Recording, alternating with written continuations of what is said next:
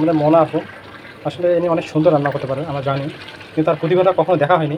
এই জন্য আজকে একটা ছোট্ট আয়োজন, যে আয়োজনে আমরা মনা আপুকে কুকার হিসেবে রেখেছি।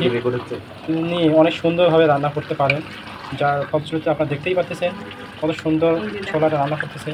আসলে এটা ততক্ষণ পর্যন্ত আপনারা বুঝতে পারবেন না যতক্ষণ না এটা খাইতে পারবেন। এই জন্য আপনাদের যারা দেখতেছেন এই ভিডিওটা বা আগামীতে দেখবেন, তাদের প্রত্যেকের জন্য আমন্ত্রণ রইল আমাদের এই মোনা আপুর স্পেশাল রান্না খাওয়ার জন্য। এই সেই মোনা আপু যার কথা আমি এতক্ষণ বলতেছিলাম, উনি আসলে রান্না যতটা সুন্দর পারেন তবে দেখতেটাও আলহামদুলিল্লাহ মাশাআল্লাহ। হ্যাঁ, আল্লাহ তাআলার গড গিফট।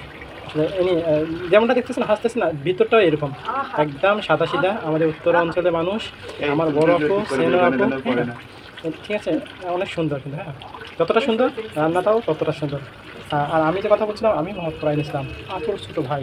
ঠিক আছে, আপনাদের দাওয়াত হলো আলহামদুলিল্লাহ। এই যে আমি, সেই আমি ফরাইন ইসলাম। ওকে, বাই, টাটা।